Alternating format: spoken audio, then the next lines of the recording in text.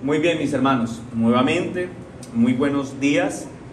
Les ruego por favor, hermanos, abran sus Biblias en Romanos capítulo 9 y regresaremos a donde quedamos la última vez, al versículo 24. Romanos capítulo 9, versículo 24. Antes de ir al texto y a lo que implica este texto, que es maravilloso, que por cierto ya fue leído por nuestro hermano Freddy hace un momento, quiero iniciar esta exposición, este sermón, con lo siguiente. Hace algunos días, para efectos académicos, estaba leyendo un libro que es algo así como un clásico dentro de las convicciones reformadas, un libro de John Murray, bien interesante sobre ética cristiana. Y mientras avanzaba en la lectura del texto, me encontré con esta cita que quiero hacer a continuación para ustedes. Esta cita, mis hermanos, no desarrolla en esencia el mensaje de este sermón, pero sí nos ayuda a entender la esencia del mensaje. El título que tiene este sermón es "Lo que creemos sí importa". Si usted toma nota de los títulos, ese es el título. Lo que creemos sí importa. Ahora, con eso en mente, escuchen a John Murray hablar, o está haciendo una reflexión sobre la doctrina de la gracia y sobre la ley. Y comentando sobre estas dos doctrinas, dice Murray: ningún tema es más importante ni está más íntimamente ligado a la naturaleza del Evangelio que la ley y la gracia. Entonces, ¿qué acaba de decir Murray? Dice, mira, cuando consideres el Evangelio, debes considerar que al Evangelio lo explican dos cosas. ¿Qué explica el Evangelio? La ley y la gracia. Luego agrega: una concepción errónea de la función de la ley puede ser de tal carácter que vicie completamente nuestra visión del Evangelio. Y una concepción errada de la antítesis entre la ley y la gracia puede ser de tal carácter que derribe tanto la subestructura como la superestructura de la gracia. En otras palabras, Murray dice, mira, si tienes un entendimiento equivocado de la ley, entonces tendrás un entendimiento equivocado de la gracia. Ahora, si entiendes de manera incorrecta la gracia, naturalmente entenderás de una forma incorrecta la ley. Luego agrega Murray: nos vemos, bajo ese panorama dice, nos vemos por tanto obligados a reconocer que el tema de la ley y de la gracia no se refieren simplemente a la antítesis que hay entre la ley y la gracia, sino también a la ley como la que hace necesaria la gracia y a la gracia como la que establece y confirma la ley. No solo es la doctrina de la gracia la que debe ser celosamente guardada contra las distorsiones de las obras de la ley, sino que también la doctrina de la ley debe ser guardada y preservada contra las distorsiones de un falso concepto de gracia. Ok, esto es bien interesante. Murray dice, no debemos hacer un énfasis exclusivo en la gracia cuando hablamos de la salvación de los hombres, porque si nos enfocamos solo en entender el concepto de gracia y nos alejamos de la ley, entonces no estamos entendiendo realmente el concepto de gracia. Ahora, si el énfasis se decanta a considerar solo la ley, pues entonces no estamos entendiendo el concepto de gracia. ¿Qué dice Murray? Estos conceptos están íntimamente ligados. Para entender el Evangelio debes entender estos dos conceptos, la ley y la gracia. Hermanos, y digo, esto no explica lo que vamos a estar exponiendo en este sermón, pero lo que quiero señalar es esto. Mientras yo leía esto, yo pensé, wow, qué importante es que la iglesia en general conociera esto. Qué importante es que la iglesia tenga un correcto entendimiento entre la ley y entre la gracia, para que así puedan entender o tener un concepto más claro de lo que es el Evangelio. Ahora, qué bueno sería que eso ocurriera, pero la realidad es que eso no es lo que ocurre en nuestros días. Es más, en nuestros días la tendencia está más dada a romantizar y espiritualizar las escrituras y todo lo que es concerniente con la religión, a hacer un uso racional de nuestra mente para acercarnos a la palabra de Dios.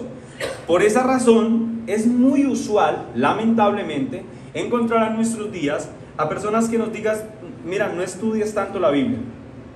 Es más, algunos van a decir, si lee toda la Biblia se vuelve loco. No estudies tanto. De una forma incluso, vamos a decir, descontextualizada, por no decir malintencionada, incluso utilizarán las mismas escrituras para tratar de decirnos, no estudies tanto la Biblia. Porque la letra mata, dicen, pero el amor edifica.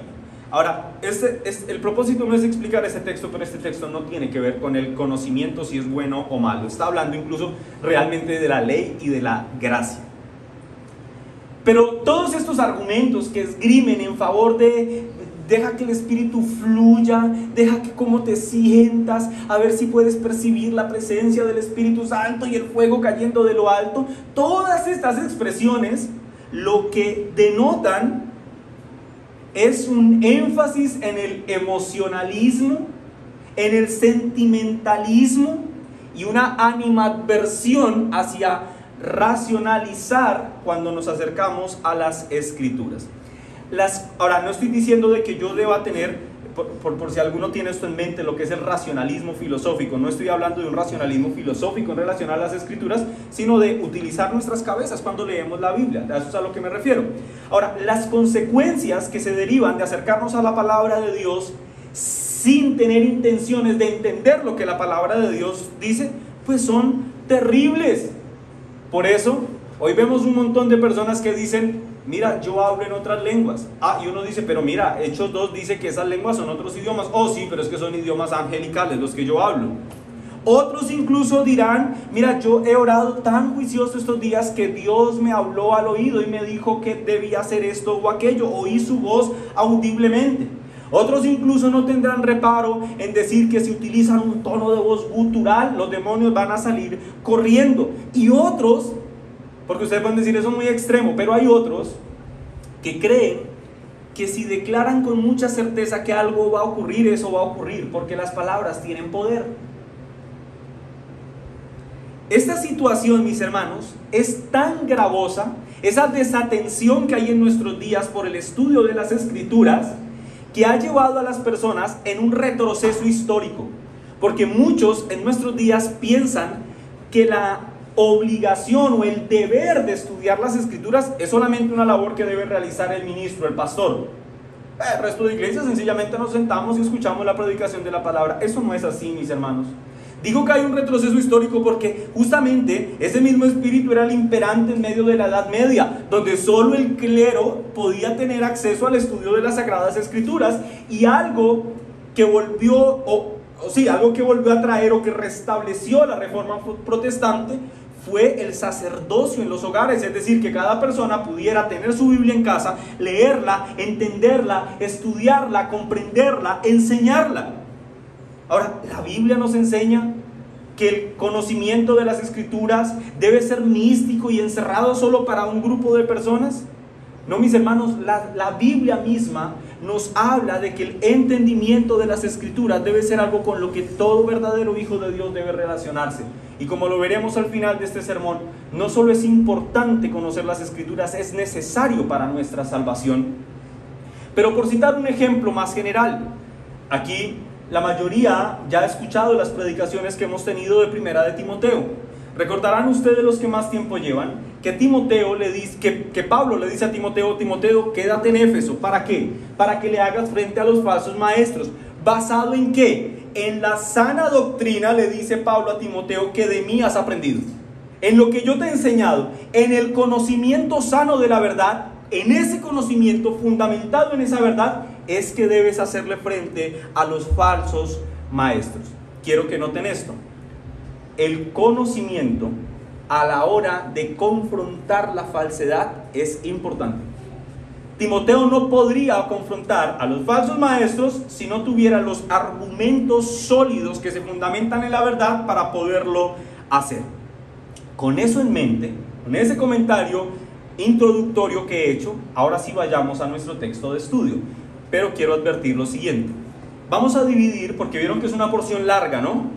Iniciamos en el capítulo 9, versículo 24, y vamos a terminar en el capítulo 10, versículo 4.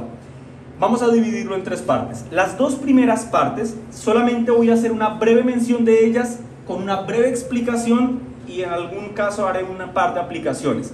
¿Por qué vamos a pasar tan rápido por esos primeros versículos? Porque estos versículos son la conclusión lógica a la que el apóstol Pablo ha llegado después de exponer toda la doctrina de la soberanía de Dios en la salvación de los hombres. Pero en la última parte sí nos tomaremos un tiempo para entender algo muy importante que está allí. Vayamos a Romanos 9:24 y leeremos hasta el versículo 29. Dice así la palabra del Señor: a los cuales también ha llamado, esto es, a nosotros, no solo de los judíos, sino también de los gentiles. Como también en Oseas dice: llamaré pueblo mío al que no era mi pueblo, y a la no amada, amada. Y en el lugar donde se les dijo: vosotros no sois pueblo mío, allí serán llamados hijos del Dios viviente. También Isaías clama tocante a Israel: si fuere el número de los hijos de Israel como la arena del mar, tan solo el remanente será salvo, porque el Señor ejecutará su sentencia sobre la tierra en justicia y con prontitud. Y como antes dijo Isaías: si el Señor de los ejércitos no nos hubiera dejado descendencia, como Sodoma habríamos venido a ser, y a Gomorra seríamos semejantes. Entonces, pongámonos en el contexto. Recordemos que el apóstol Pablo viene desarrollando la idea de que Dios es soberano en la salvación de los hombres.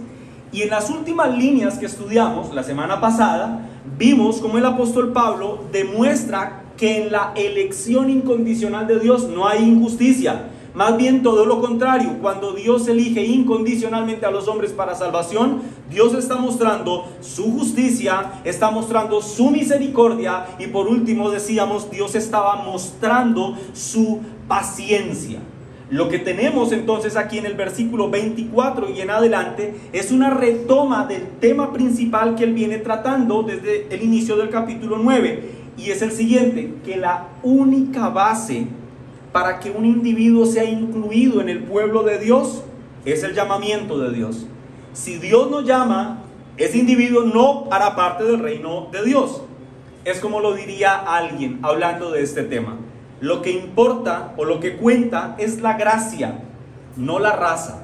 No por ser judíos, les dice, no por ser ustedes israelitas, son realmente el Israel de Dios, que esto también lo estudiábamos unos sermones atrás cuando respondíamos a la pregunta: ¿quién es el verdadero pueblo de Dios? Bueno, el apóstol Pablo dice: no por descender de Israel ustedes son israelitas, porque el pueblo de Dios es el Israel espiritual, la descendencia de la simiente de la mujer que vendría a restaurar aquello que se fracturó por la desobediencia de nuestros padres en el huerto del Edén. Así que lo que estamos leyendo en estos versículos es sencillamente una conclusión lógica a la que el apóstol Pablo está llegando después de exponer todo lo que ha expuesto en el capítulo 9. ¿Y cuál es su conclusión?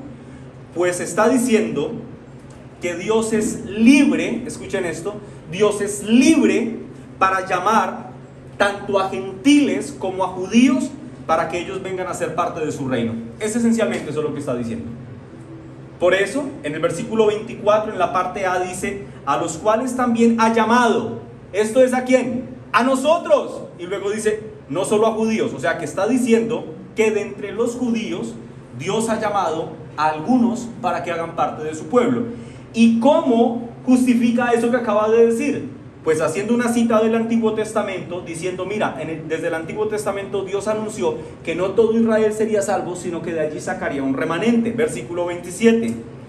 También Isaías clama tocante a Israel: si fuere el número de los hijos de Israel como la arena del mar, tan solo el remanente será salvo. ¿De dónde? ¿Quién? De los hijos de Israel.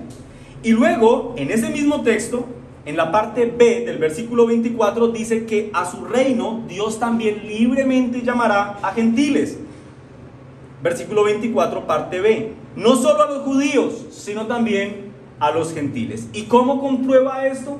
Nuevamente el apóstol Pablo cita el Antiguo Testamento y dice, mira, Dios prometió que de entre los gentiles Él traería un montón de gente para que vinieran a ser parte de su pueblo. Versículo 25. Como también en Oseas dice: llamaré pueblo mío al que no era mi pueblo, y a la no amada la llamaré mi amada. Ustedes, dice, vosotros no sois mi pueblo, allí serán llamados hijos del Dios viviente. O sea, está diciendo, mira, Dios, Pablo está citando Oseas y está diciendo, mira, Dios llamaría a pueblo para sí mismo, no solamente de entre los judíos. Así que, ¿qué es lo que está haciendo el apóstol Pablo? Fundamentar su idea de que Dios es libre para llamar a salvación tanto a judíos como a gentiles. Luego, avanzando en el versículo 30 al 33, el apóstol Pablo esencialmente dice que el pueblo de Israel, en su totalidad, o más bien en su generalidad, no ha disfrutado de la salvación que viene por causa de Cristo, ya que ellos han procurado salvarse basados en su propia justicia. Pero allí mismo, en estos 3 versículos, el apóstol Pablo advierte que los judíos sí han llegado a pertenecer en grandes cantidades al pueblo de Dios, ya que ellos han abrazado una justicia que es de Dios y que es por causa de la fe. Lean conmigo el versículo 30 en adelante. ¿Qué pues diremos? ¿Que los gentiles no iban tras la justicia, han alcanzado la justicia? Es decir, la justicia, escuchen, la justicia que es por la fe. Mas Israel, que iba tras la ley de la justicia, noten que esta es diferente a la justicia que es por la fe, no la alcanzó. ¿Por qué? Porque iban tras ella, escuchen, no por fe, sino por obras de la ley, pues tropezaron en la piedra de tropiezo, como está escrito: he aquí en Sión pongo mi piedra de tropiezo y roca de caída, y el que creyere en él no será avergonzado. El punto aquí es este. Pablo está diciendo, mira, los gentiles han podido disfrutar de las bendiciones que Dios ofrece a través del evangelio, porque ellos se han acercado a Dios no en su propia justicia, sino que han apelado a la fe. No están apelando a sus propios esfuerzos, no están apelando a su propio mérito, sino que se están acercando con fe a Dios, creyendo en su palabra que Él los bendecirá. Así que noten esto, Pablo está señalando, y aquí empieza algo que es interesante. Noten esto, el apóstol Pablo está haciendo señalamientos contra el pueblo de Israel. O sea, el apóstol Pablo está diciéndoles, ustedes tienen un gran problema. Y su problema es que ustedes están tan preocupados en cumplir las minucias de la ley, los pequeños detallitos, están tan preocupados en esas cosas que han perdido de mente el hecho de que al final la ley también demanda fe y no solo obras. Ustedes se han preocupado mucho por hacer, pero se han preocupado muy poco por creer. En otras palabras, el apóstol Pablo les dice, ustedes tienen el serio problema de quererse salvar a sí mismos. Ustedes tienen el serio problema de querer recomponer su relación delante de Dios por su propio esfuerzo. Por eso en la parte final de estos versículos que estamos leyendo, el apóstol Pablo les dice, más bien retrata la imagen de un caminante que tiene su mirada puesta en la meta, pero está tan absorto en que tiene que llegar a ese punto que no se ha fijado que ha encontrado una piedra en el camino y ha tropezado con ella y ha caído, ha quedado tendido en el camino. Lo que Pablo está diciendo, eso es exactamente lo que está ocurriendo con ustedes, pueblo de Israel. Ustedes están tan concentrados en cumplir los requerimientos de la ley, están tan concentrados en esforzarse por cumplir con las demandas que la ley hace, que han pasado por alto a la roca sobre la que se edifica dicha ley. Han pasado por alto a Cristo, ignoraron a Cristo, que es el cumplimiento pleno de todas las cosas. Este pueblo de Israel lo que está diciendo, esta es una acusación severa. El apóstol Pablo está diciendo, ustedes pueblo de Israel, en quien debieron encontrar bendición, terminaron hallando tropiezo. Se esforzaron tanto por salvarse a sí mismos, que con vehemencia rechazaron a aquel que podía salvarlos. Se concentraron tanto por ejercer su propio esfuerzo, que rechazaron la gracia que podría liberarlos de su triste destino. aquel que podía liberarlos se ha convertido en su piedra de tropiezo. Y con eso en mente, escuchen, está haciendo acusaciones.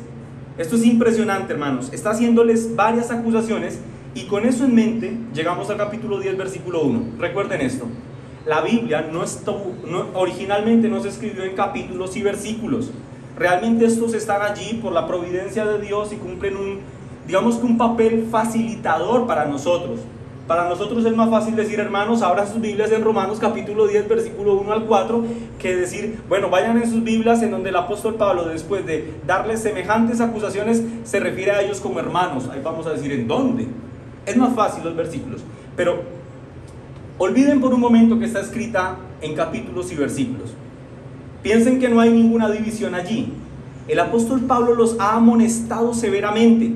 Y ahora miren cómo arranca el versículo 1. Hermanos, esto parece extraño. O sea, les ha dicho de todo y ahora les dice, hermanos, ciertamente el anhelo de mi corazón y mi oración a Dios por Israel es para salvación, porque yo les doy testimonio de que tienen celo de Dios. Pero escuchen esto, su celo, ¿qué tiene un problema su celo? Su celo no es conforme a ciencia. Y luego explica, porque ignorando la justicia de Dios y procurando establecer la suya propia, se han sujetado a la justicia de Dios. No se han sujetado a la justicia de Dios, porque el fin de la ley, esa que ustedes tanto aman, a la que tanto se han aferrado, es Cristo, para justicia a todo aquel que cree. Estos versículos, mis hermanos, son impresionantes. Son impresionantes, pues revelan la triste realidad del pueblo de Israel. Estos versículos, mis hermanos, por decirlo así, son la raíz de los problemas de ese árbol llamado falta de entendimiento. Es como si el apóstol Pablo estuviera cavando y finalmente, después de cavar, hubiera encontrado la raíz que alimenta ese árbol, en cuyas ramas crece el fruto de la falta de conocimiento. El apóstol Pablo inicia una nueva exhortación, pero lo hace de una forma muy curiosa. Lo hace con la expresión hermanos. ¿Se les hace parecido o tal vez algunos recuerdan que esta forma de hablar ya la había utilizado antes? En Romanos capítulo 9, en el versículo 1 hasta el versículo 4, utiliza exactamente el mismo tono.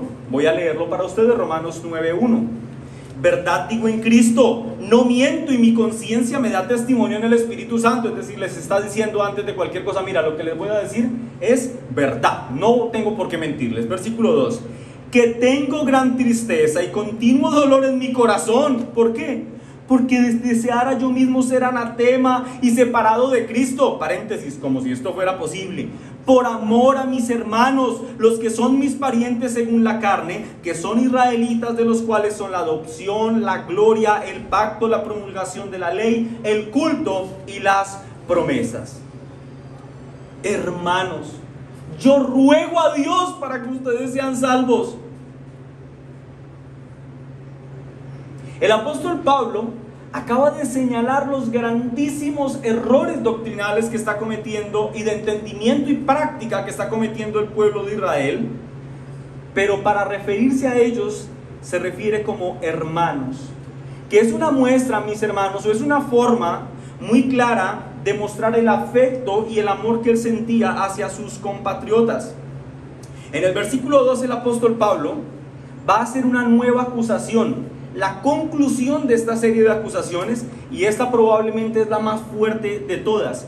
Pero antes de llegar a ese punto, él les recuerda una cosa: yo los amo y deseo en lo más profundo de mi corazón que ustedes, coterráneos, sean salvos, que crean en lo que yo he creído. Esta actitud del apóstol Pablo, mis hermanos, de amar a aquel pueblo que, entre otras cosas, si recuerdan el estudio de Romanos capítulo 9, versículo 1 al 5, los judíos aborrecían a Pablo y lo tenían como un traidor y lo golpeaban y lo maltrataban. Pablo los ama en todo caso, Esta actitud de Pablo, mis hermanos, nos enseña dos cosas que en la práctica son importantes. La primera, mis hermanos, es que debemos rogar por la salvación de todos los hombres, pero especialmente debemos rogar por la salvación de nuestros parientes y amigos cercanos. En segundo lugar, algo que podemos aprender del versículo 1 es que un entendimiento claro de la doctrina de la elección incondicional de Dios no debe reducir ni enfriar nuestro ánimo por evangelizar a los perdidos. ¿Por qué lo digo? Porque en todo el capítulo 9 el apóstol Pablo ha dicho, Dios es el que decide a quién salvar.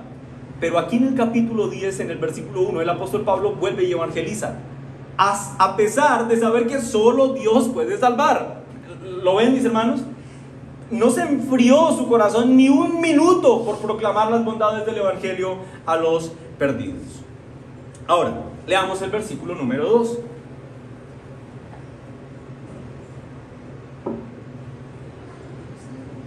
Dice así la palabra del Señor: porque yo les doy testimonio de que tienen celo de Dios. Pablo reconoce esto, pero el celo de ellos, dice, no conforme a ciencia. Esta expresión ciencia puede ser entendida como conocimiento, es decir, como que su celo es un celo sin entendimiento, su celo es un celo sin un conocimiento pleno de por qué están haciendo las cosas.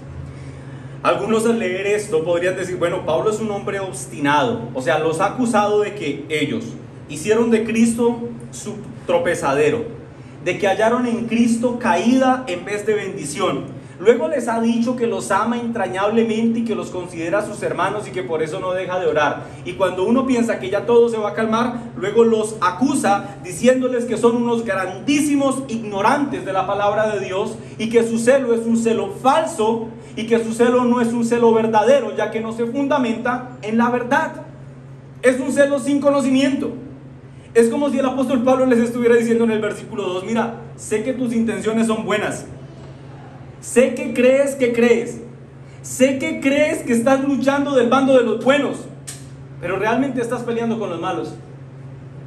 Sé que tienes buena intención, se te ve claramente, pero en la práctica eres terrible.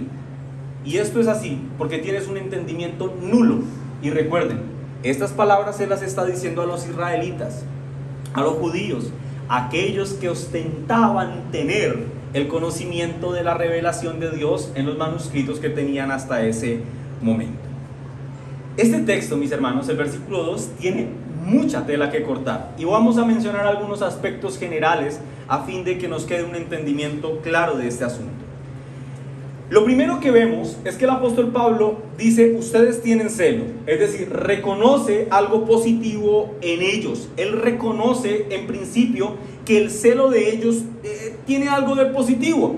Y es que si nosotros vamos a las escrituras, cuando hablamos del celo de Dios, del celo por las cosas de Dios, las escrituras en muchas partes nos dan evidencia de que ese celo es algo bueno. Es decir, si yo, por ejemplo, estoy en un grupo reunido con personas y estas personas empiezan a vociferar y a hacer burlas del Señor Jesucristo, por el celo que arde en mi corazón por las cosas santas, yo voy a tener que decirle, mira, no puedes hablar de esas cosas, no puedes hablar del Señor de la forma en la que lo estás haciendo, o por lo menos en mi presencia no lo puedes hacer. Y si es preferible, entonces me retiro, o te retiras tú. Eso es un celo santo. ¿Las escrituras nos dicen que este celo es bueno? Sí. Por ejemplo, en el Salmo 69, versículo 9 leemos, el celo por tu casa me consume, sobre mí han recaído los insultos de tus detractores. Una escena que ilustra muy bien el celo santo, la tenemos en Juan, vamos allí todos mis hermanos, Juan capítulo 2, versículo 13. En Juan 2:13, que es la purificación del templo. Dice así la palabra del Señor: estaba cerca la Pascua de los judíos y subió Jesús a Jerusalén y halló en el templo a los que vendían bueyes, ovejas y palomas y a los cambistas allí sentados. Escuchen esto: y haciendo un azote de cuerdas, echó fuera del templo a todos, y las ovejas y los bueyes esparció las monedas de los cambistas y volcó las mesas y dijo a los que vendían palomas: quitad de aquí esto y no hagáis de la casa de mi padre casa de mercado. Entonces se acordaron sus discípulos que está escrito, citando el Salmo 69, versículo 9: el celo de tu casa me consume. Esto es un celo santo. Esto es una preocupación santa porque las cosas sagradas, porque lo que es sacro no se mezcle con lo impuro. Ahora, si bien el celo, mis hermanos, no es necesariamente malo, estamos diciendo que hay un aspecto positivo, eso no quiere decir que siempre y en todos los contextos el celo sea necesariamente bueno. ¿Por qué? Porque aún en nuestros días los judíos son celosos de sus tradiciones, pero eso no los hace pertenecientes al reino de Cristo. Es más, hermanos, para llevarlo más a nuestra práctica, los miembros de muchas sectas son sumamente celosos con sus convicciones. No me hables mal de mi pastor, que es el ungido de Jehová. Y si usted llega a decir algo, lo van a coger de los pelos y lo van a estrellar contra el suelo. Porque hay un celo, y ese no es un celo positivo. Así que cuando nosotros hablamos de un celo santo o de un celo de Dios, como dice el apóstol Pablo, tiene que ver con un celo, si es santo, para que sea santo más bien, tiene que conformarse a ciencia. Es decir, mi celo es santo en tanto mi celo se conforme a un entendimiento bíblico de la verdad. Si mi celo no se conforma a las escrituras, mi celo podría ser más bien sectario, pero no santo. En otras palabras, hermanos, un celo por las cosas sagradas debe tener su punto de partida en las escrituras. Si mi celo por las cosas sagradas no parte de la palabra de Dios, entonces mi celo es inútil, mi celo es vano, y escuchen, es sobre todo peligroso, porque un celo que no se funda en las sagradas escrituras hace todo lo contrario que el hombre piensa. No lo acerca a Cristo, sino que termina alejándolo de Él. El apóstol Pablo, cuando les está diciendo esto a los israelitas, no está hablando como quien desconoce lo que dice. La misma vida del apóstol Pablo daba evidencia de tener un celo equívoco. Recuerden que el apóstol Pablo era un perseguidor de la iglesia. Él mismo se enorgullecía de ser fariseo de fariseos. Vamos por favor todos a Hechos capítulo 26, versículo 9 en adelante. Hechos 26. Aquí está hablando el apóstol Pablo en primera persona. Hechos 26, 9. ¿Estamos allí, hermanos? Amén. Hechos 26, 9 dice así: yo, ¿quién? Pablo, ciertamente, escuchen esta expresión, había creído mi deber. Repito, yo ciertamente había creído mi deber hacer muchas cosas contra el nombre de Jesús de Nazaret, lo cual también hice en Jerusalén. Yo encerré, pero él creía su deber, yo encerré en cárceles a muchos de los santos, habiendo recibido poderes de los principales sacerdotes, y cuando los mataron, yo di mi voto. ¿Por qué lo hacía? Porque él creía que ese era su deber. Luego el versículo 11 dice: y muchas veces, castigándolos en todas las sinagogas, los forcé a blasfemar, y endurecido sobremanera contra ellos, los perseguí hasta en las ciudades extranjeras. ¿Y por qué hizo todo eso? Porque él creía que ese era su deber. Ese era el celo del apóstol Pablo. ¿Pablo era entonces un hombre celoso de sus convicciones? Ciertamente. Pero a todas luces, su celo era un celo incorrecto. El apóstol Pablo estuvo tan equivocado y era tan consciente del error que había cometido, que por esa razón les insiste a sus coterráneos, aquellos que están en el error, a que se despojen del error. Y les dice: mira, no dejo de orar por ti, pueblo de Israel, hermanos, yo no dejo de orar por ustedes, para que vengan a tener este entendimiento que ahora yo tengo de la verdad. Mira, mis ojos fueron abiertos a la verdad de Cristo. Pude ver la hermosura de su santidad cuando Él interceptó mi miserable camino. y allí mi venda cayó de los ojos. Y lo que yo deseo, Pablo les está diciendo, es que eso mismo ocurra con ustedes, que el conocimiento de la verdad les sea impartido. Así que cuando hablamos, hermanos, de un celo santo, siempre este celo debe tener su punto de partida en las Escrituras. Eso es lo que hace la diferencia entre un celo santo y un celo sectario e irracional. En otras palabras, mis hermanos,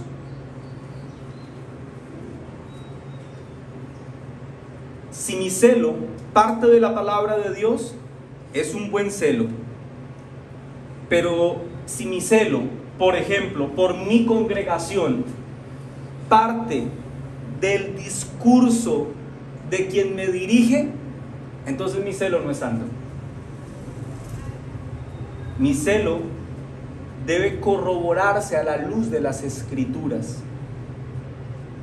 Si por ejemplo ustedes están en casa, hermanos, y llega cualquiera de sus familiares y no tiene reparo con vociferar y decir palabrotas mientras están en la mesa, el celo por su casa, por la integridad espiritual de su casa y de sus hijos, ha de llevarlos a decir: hey, sí, así con firmeza, por favor no uses, querido familiar, esas palabras en mi casa.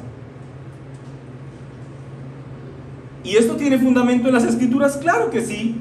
Porque la mujer piadosa edifica su hogar, porque el varón es cabeza del hogar.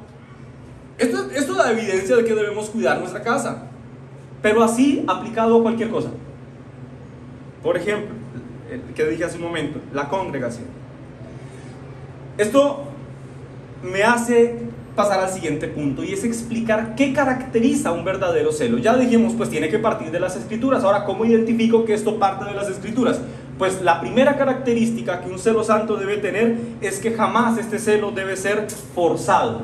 Es decir, si parte de las Escrituras, naturalmente eso excluye que deba surgir por una causa externa, como por ejemplo la presión de mi pastor. Quiero poner un ejemplo. ¿Evangelizar es algo bíblico? Desde luego.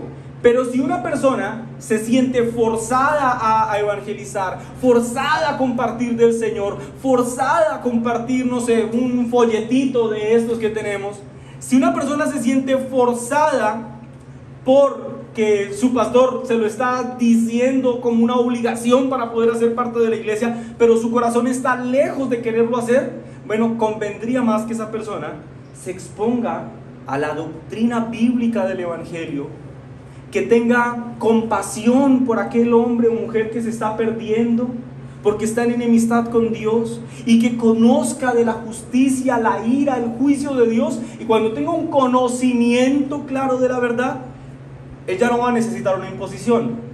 De su corazón va a brotar la necesidad de querer compartir con otros sobre las bondades del Evangelio, así como Pablo con los israelitas. Mira, yo antes estaba ciego, la venda se ha quitado, y por esa razón quiero que ustedes también conozcan lo que yo conozco. En segundo lugar, un verdadero celo, como ya lo he explicado, esto es un poco más de lo que ya he dicho, debe provenir estrictamente del conocimiento de la verdad. Si lo que la Biblia me dice es que todos los hombres desde que nacemos estamos en enemistad con Dios, y que por esa causa somos dignos merecedores de su juicio, y el juicio nos llevará a la condenación eterna en el infierno, si yo entiendo eso bíblico, esto que es una verdad bíblica, yo lo que debo sentir es compasión por esas personas para que no se pierdan. ¿Sí? Si yo tengo un familiar o un amigo al que amo mucho, por seguir con el ejemplo del evangelismo, ¿sí? Porque todos coincidimos en que tenemos familiares o amigos que no son creyentes pero que amamos. Si yo lo amo mucho y entiendo esta realidad bíblica, naturalmente yo voy a querer predicarle del Evangelio. Naturalmente yo voy a querer orar para que él venga al conocimiento de la verdad, para que sea perdonado de sus pecados. Y en último lugar, un celo santo, mis hermanos, como todo en la vida del creyente, debe caracterizarse por esto, porque es un celo que procura la gloria de Dios. Hermanos, el celo es santo y se caracteriza y se evidencia que es santo cuando se caracteriza porque procura la gloria de Dios. El motivo predominante por el que yo defiendo una causa debe ser que Dios sea glorificado. El motivo predominante por el que yo defiendo mi hogar es porque Dios sea glorificado. El motivo predominante por el que yo defiendo una causa social es porque Dios sea glorificado. El motivo predominante por el que yo defiendo una convicción religiosa, mi denominación como bautista reformado, mi iglesia local, debe ser la gloria de Dios. Si algo en mi deseo de levantar y esgrimir una gran defensa es diferente a eso, la gloria de Dios, entonces mi celo no es santo. Ok, pastor, yo ya entendí todo lo que ha dicho, pero luego el sermón no se llamaba dizque el conocimiento sí importa. ¿A dónde quiere llegar con toda esta explicación? Hermanos, sí tengo un punto al que quiero llegar. Esta era la base de lo que quiero decir. Este es mi punto. Un correcto entendimiento de la verdad, mis hermanos, es importante, pero además es necesario. Lo voy a explicar. Versículo 2, leámoslo nuevamente.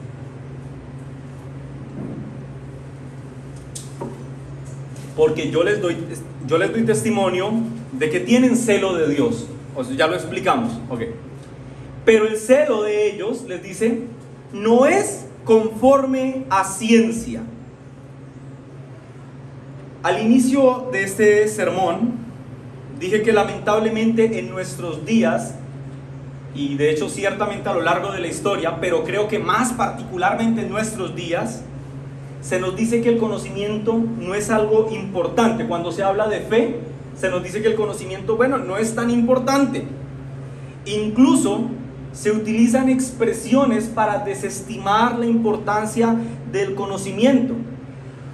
Si lo que impera en nuestros días es esa filosofía cristiana, no es cristiana, pero digo dentro del cristianismo, de que el conocimiento no es tan importante, naturalmente entonces deducen que no es necesario. O sea, si yo no lo requiero, si no lo necesito, si no es algo que sea muy importante, ¿por qué lo voy a necesitar? Pero, hermanos, creer que el conocimiento de la verdad no es importante ni necesario es diametralmente opuesto a lo que las Escrituras dicen. Lean el versículo 3 y 4. Ya voy a explicar esto, pero por ahora leamos el versículo 3 y 4. Dice: porque ignorando la justicia de Dios, esto es lo que ellos ignoraban. Él les dice: ustedes son muy torpes, porque ustedes son el pueblo de Israel que tiene la palabra de Dios, pero no entienden esto. ¿Qué es lo que no entendían? Dice: ustedes ignoraron la justicia de Dios y procuraron establecer la suya propia. No se han sujetado a la justicia de Dios, porque el fin de la ley es Cristo para justicia de todo aquel que cree.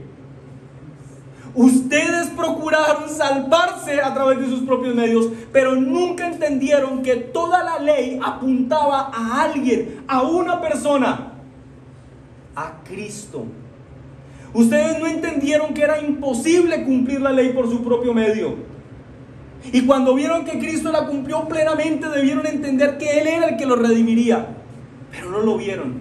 Así que hallaron en Cristo tropiezo en vez de bendición. Ustedes no entendieron correctamente. Así que, hermanos, esto nos deja una lección muy importante. Lo que cree, lo que entiende una persona es realmente importante. Lo voy a decir así. En términos muy prácticos, una persona se relaciona correctamente con Cristo en virtud de lo que entiende que es Cristo. Si una persona piensa o entiende que Cristo es un gran filósofo, un hombre muy avanzado, un hombre muy piadoso, un hombre muy caritativo, ese individuo no es salvo. No es salvo, mis hermanos. O sea, lo que creemos, lo que entendemos y creemos sí importa. Una persona no, escuchen esto que voy a decir, lo voy a decir, yo lo puse aquí en mi manuscrito en mayúscula, en rojo, y lo subrayé y le puse una tinta amarilla por encima. Esto es importante. Cójanlo con pinzas, pero subrayenlo en su corazón. Una persona no puede ser salva si no tiene un entendimiento claro de la verdad. Pastor, ¿eso significa que toda persona para ser salva debe ser un gran teólogo? No, eso no es lo que estoy diciendo. Lo que estoy diciendo es que una persona para ser salva debe tener un conocimiento fundamental de la verdad que lo va a salvar. Por esa razón, el conocimiento sí es importante y es necesario. Si no entiende, no va a ser salvo. No va a ser salvo. Eso es lo que enseñan las Escrituras. Ahora, ¿qué implica o qué significa tener un conocimiento básico? ¿A qué hace referencia ese conocimiento básico de la verdad? Miren, para que una persona sea salva, lo primerito que debe entender es la forma en la que Dios ve al hombre después de la caída. Miren, si una persona no se ve a sí misma como un pecador, pues no ve la necesidad de arrepentirse de sus pecados, ¿sí? Si no se sabe a sí mismo como culpable de haber pecado contra el Señor, díganme cuál es la necesidad que él va a sentir de orar por perdón. Ninguna. Esto tiene que ser entendido. Imagínense una persona diciendo: Dios, perdóname por todos los pecados que he cometido, sin saber cuáles son, sin entender que ha pecado contra Dios, y hazme salvo. ¿Las palabras son acaso un artilugio mágico como la oración de fe o la declaración positiva que lo va a salvar? No, tiene que haber un entendimiento a fin de que la fe medie. En otras palabras, hermanos, la fe media cuando utilizamos nuestra cabeza. Si no, es imposible. Es como más o menos cuando uno está en una discusión con cualquier persona y uno al final de la discusión lo mira como medio rayado y le dice: en todo caso, perdóneme si lo ofendí. No está pidiendo perdón por nada.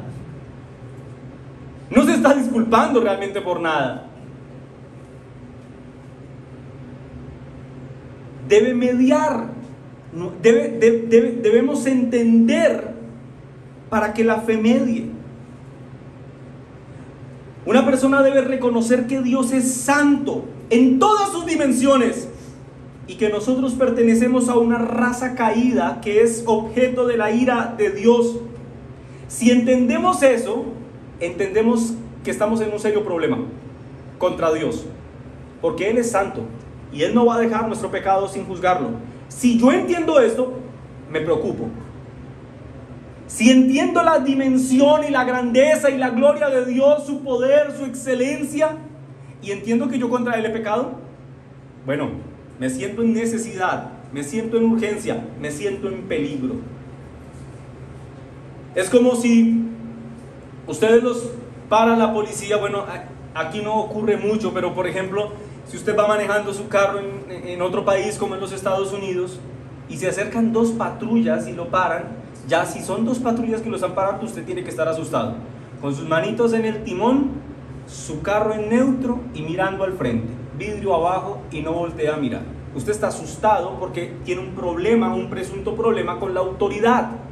Ahora, si usted entiende que Dios es la suprema autoridad de todo el universo y que Él no es imperfecto y que Él es sumamente santo en todas sus facultades, y usted sabe que ha pecado contra Él, entonces cójase duro, se va a entender en peligro.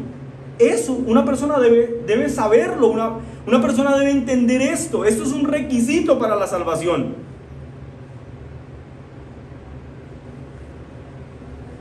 En otras palabras, lo que quiero decir, una persona debe entenderse en necesidad para que asimismo recurra a Cristo, que es la fuente que satisface esa debilidad o esa necesidad.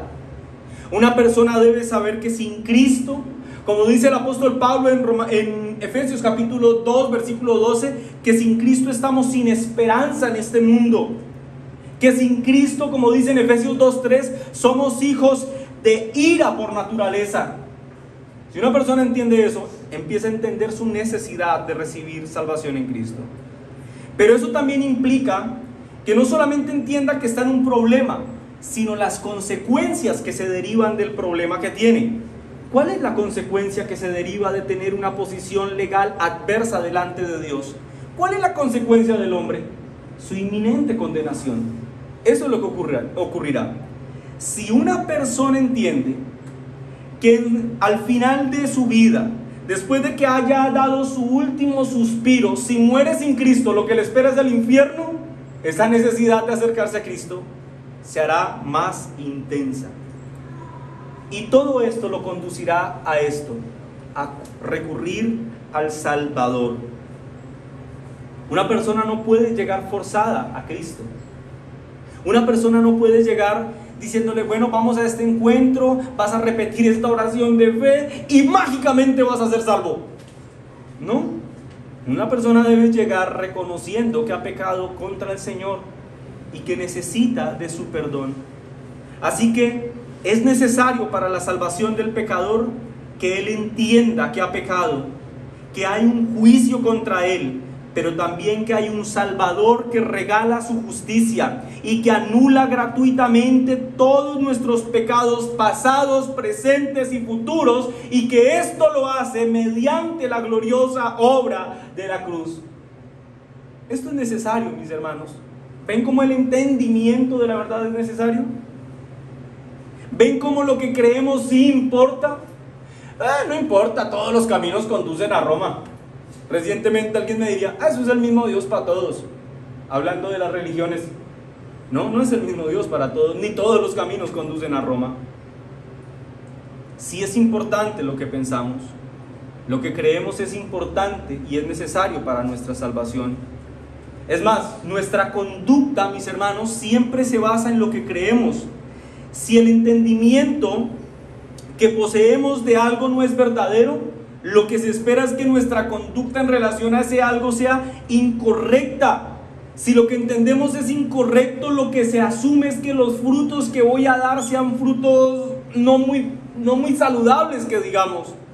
Si una persona tiene un entendimiento incorrecto de la salvación, lo que se espera es que al final de sus días, si no llega a un conocimiento correcto, esté esforzándose en hacer esta y aquella obra por salvarse. Y era lo que estaba pasando con los judíos. Una persona, mis hermanos, puede estar fanáticamente dedicada a Dios, pero aún así estar caminando derechito al infierno.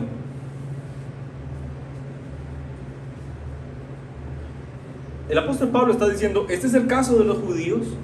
Este fue mi propio caso, dice el apóstol Pablo, pero lamentablemente, hermanos, este es el caso de muchos en nuestros días, que fundamentan su fe en sus sentimientos, en sus emociones y en sus sensaciones, y están caminando hacia su perdición. Aquí hay un detalle importante que quiero mencionar. El apóstol Pablo estaba perdido en un celo irracional. Todos estamos de acuerdo en ello, ¿verdad? ¿Qué ocurrió para que esto cambiara? Un día sencillamente se sentó, leyó los manuscritos antiguos y dijo, oh, estoy equivocado, voy a recomponerme. No. Hermanos, para que ese celo inútil se destruyera, para que esa realidad terrible cambiara, Pablo tuvo que tener un encuentro cercano con Cristo. Y eso no ha dejado de ser así hasta nuestros días. Solo un encuentro real y verdadero con nuestro Salvador cambiará la forma en la que entendemos el mundo. ¿O cuántas veces te predicaron el evangelio y lo rechazaste y lo viste como una tontería? Y dijiste, ay no, qué pereza la religión, ay no, qué pereza la iglesia. Pero un día, eso que antes se te había dicho, tuvo un tono diferente. Y esas palabras atravesaron tu alma. Y te sentiste culpable de pecado como nunca antes. Y corriste desesperado, buscando el perdón de Cristo. Solo un encuentro verdadero con Cristo, mis hermanos, nos dará un entendimiento correcto de la verdad. Porque una persona puede llenarse de información teológica, pero eso no va a cambiar nada si no ha mediado la fe. El conocimiento es importante y es necesario, ya lo dijimos, pero llega a ser verdadero para el hombre cuando Cristo ha obrado en el corazón de ese individuo. Si la fe no ha mediado, realmente estaríamos al frente de un grandísimo apóstata que sabe mucho de teología, pero no es un cristiano. Es Cristo, mis hermanos, quien abre nuestros ojos y nuestro entendimiento para que nos aferremos a su verdad con fe. No importa cognitivamente cuánto sepamos, si la fe no ha mediado, realmente no sabemos nada. El conocimiento viene a ser glorioso en tanto este conocimiento es impartido en el corazón del hombre por Cristo y es recibido con fe. Cuando esto ocurre, aunque nuestro entendimiento sea esencial y básico, como lo acabamos de explicar hace un momento, llevará fruto, tanto fruto, mis hermanos, que un día ese fruto te hará estar con Cristo sentado en su mesa por toda la eternidad. Y es justamente lo que dice el versículo 3. Dice: ustedes ignoraron la justicia de Dios y procuraron establecer la suya propia, y eso los llevó a no sujetarse a la justicia de Dios. Los judíos ignoraban la justicia de Dios, ignoraron la fe que debía mediar para que estas obras fueran reales. Se aferraron a sus obras, hermanos. Cuando un individuo se aferra a su propio esfuerzo por salvarse, no puede aferrarse a la gracia. O hace una cosa o la otra, pero las dos no se pueden al tiempo. Eso no se puede mezclar.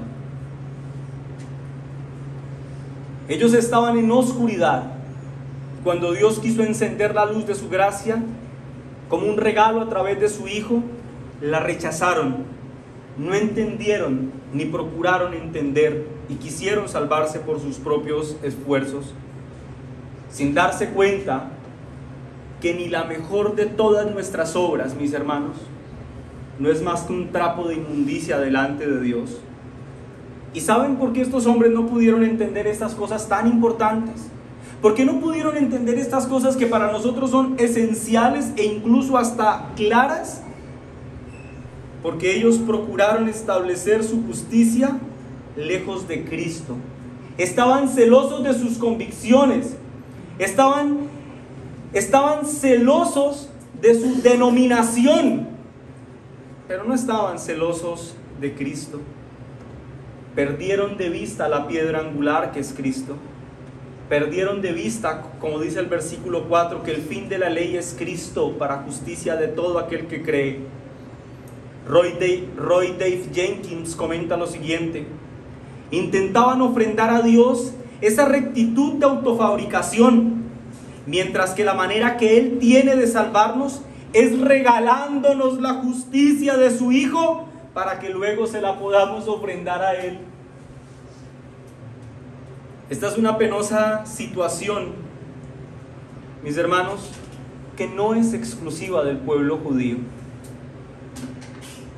ni fue exclusiva de aquella época. Muchos hoy viven en el desconocimiento de la verdad, aferrados a sus sentimientos, a sus emociones, a sus anhelos y pretensiones, pero no a la palabra de Dios. Hermanos, lo que rige nuestras convicciones es la palabra de Dios, y ella determina el celo que debemos tener por las cosas santas. Si sentimos animadversión por algo, que esa animadversión surja de las Escrituras. Si sentimos amor por algo, que ese amor surja de las Escrituras. Si sentimos preocupación, que surja de las Escrituras.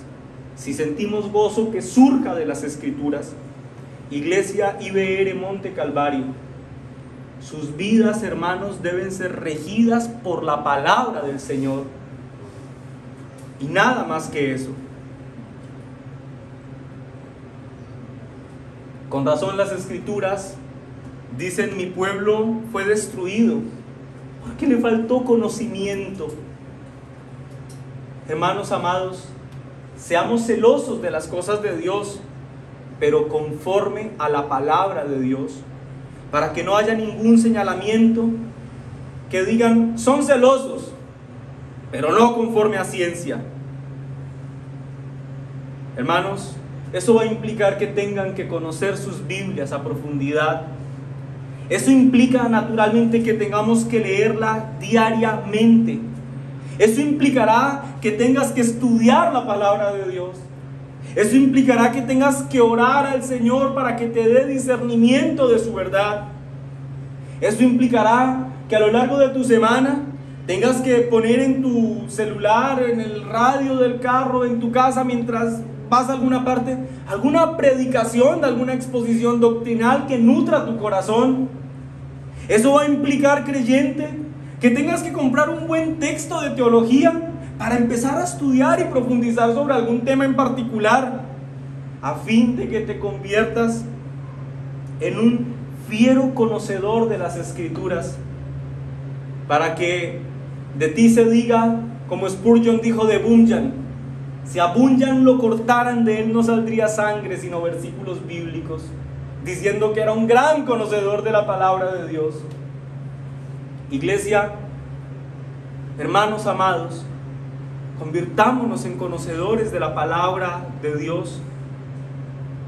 Convirtámonos en amorosos creyentes que aman la palabra de Dios. Es probable que en el desarrollo de este sermón alguno en su corazón haya dicho: bueno, yo me siento identificado con las cosas que estás diciendo.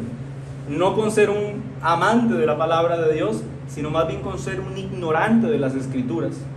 Alguno podría decir: mira, yo la verdad soy supersticioso, yo soy espiritualista, yo veo demonios en todas partes.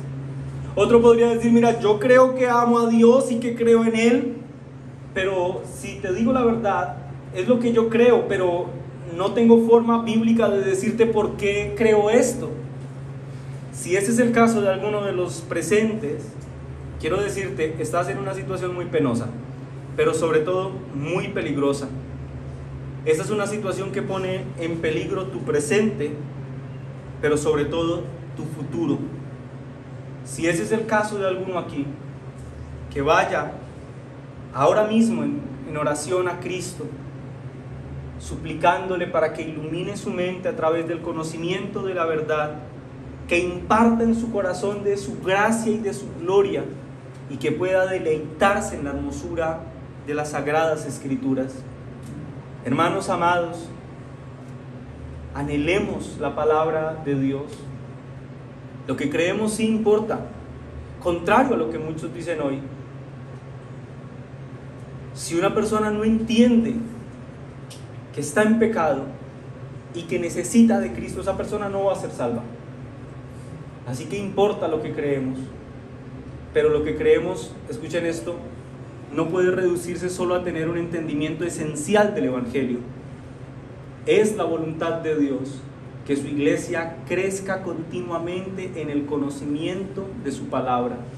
Es el deseo del corazón de Dios que le conozcamos a través de la revelación escrita, porque entre otras cosas, por esa razón, su revelación ha quedado, hermanos, de forma escrita.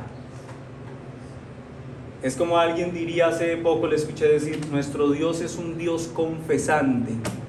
Esta es la confesión de Dios para los hombres. Aquí está revelada toda su perfecta voluntad y está allí para nuestro provecho y para la gloria de Él mismo. Demos gracias al Señor, mis hermanos, por su palabra. Amén.